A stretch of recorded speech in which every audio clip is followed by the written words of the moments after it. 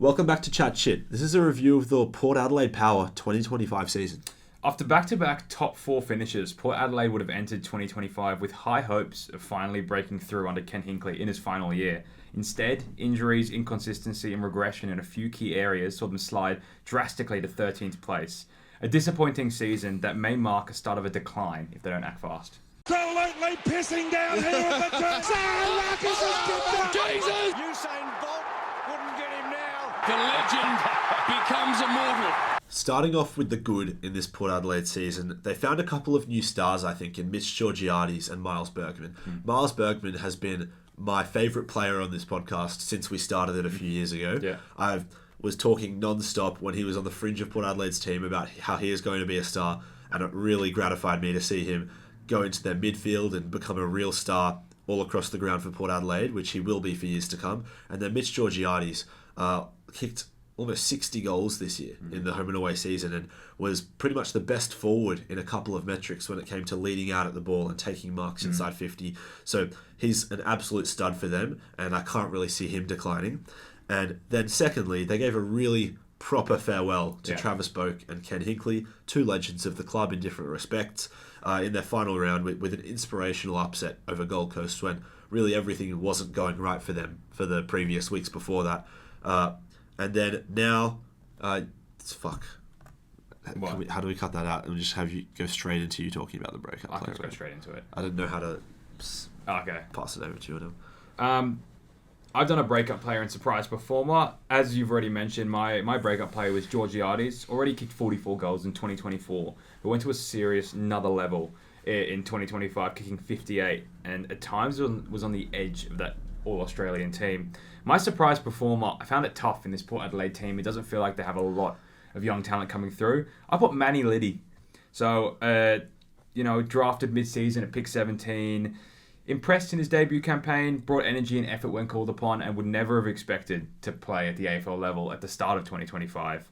But looking towards the lows for Port Adelaide, like I said, there's a glaring lack of young talent coming through the ranks. List profile looks older and thin in terms of emerging stars, starting to feel like a full rebuild could be looming, especially with that Tasmanian team entering the league soon. Well, as you mentioned, they've sort of got an older list with not as much young talent, but they have a really, really top-heavy list.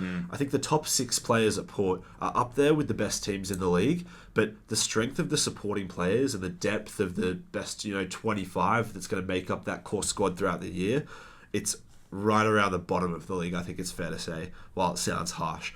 And what makes it worse is that almost all of their top-end talent is loaded into their inside midfield, and we saw them really struggle in the forward line and in defence. You sort of saw, when it came to really important moments, you sort of saw Mitch Georgiades and Aliria stranded and not really having the support that they needed in a real solid forward or defensive structure.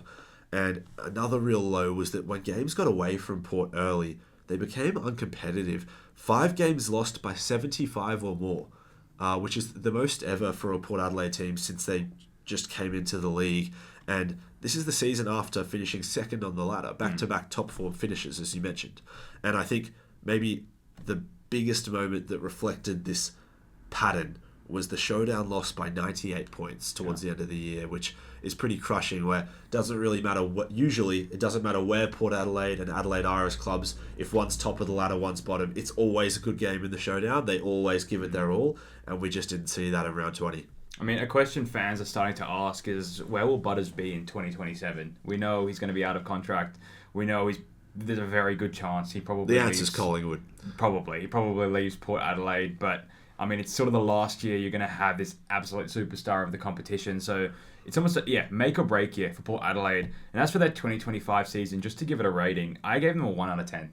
I think making a prelim final in 2024, it's a massive underachievement given the list and expectations. Yeah.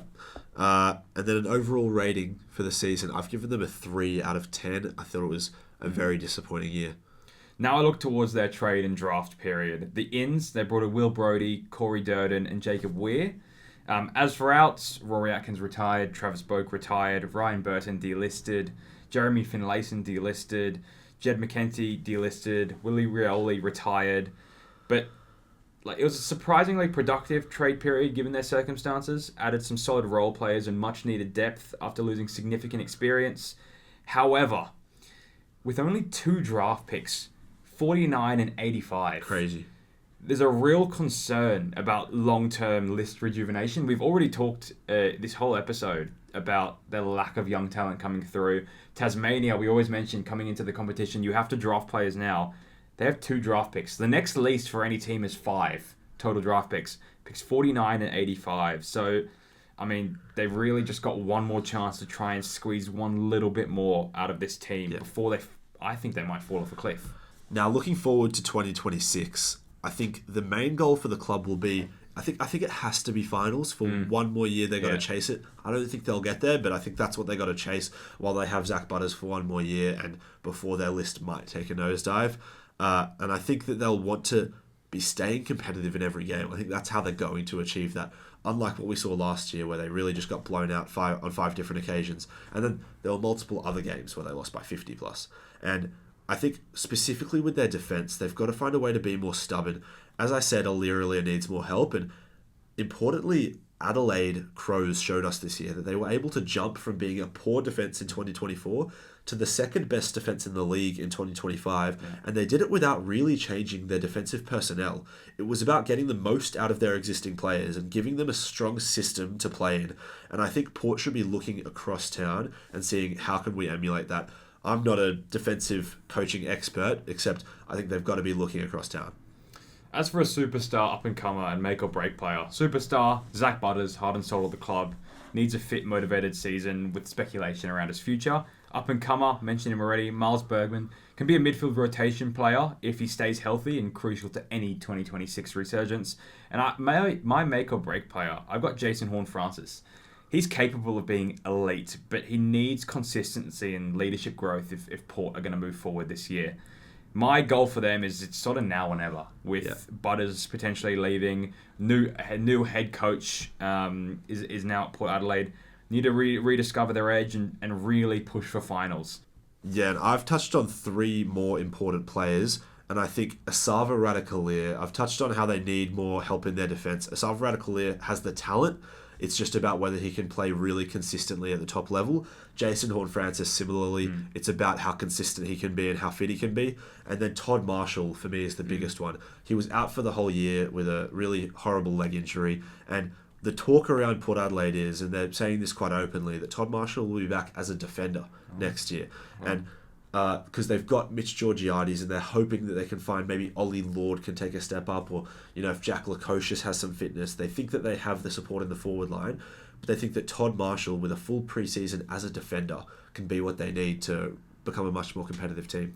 As for a ladder prediction in 2026, I have them finishing in 12th place. Yeah, we agree for the second time running. I've got them finishing in 12th as well. But just as for some questions to you guys, who's that young star ready to break out in 2026? I mean, I didn't see a lot of young stars emerging from Port Adelaide this year, but I might have missed someone. Special mention to Joe Richards might be the one that we've missed. Yeah, there was a lot of really positive talk about him, and when I watched him play, he looks like he's got a bit about him. Let us know. We'll see you all on the next one.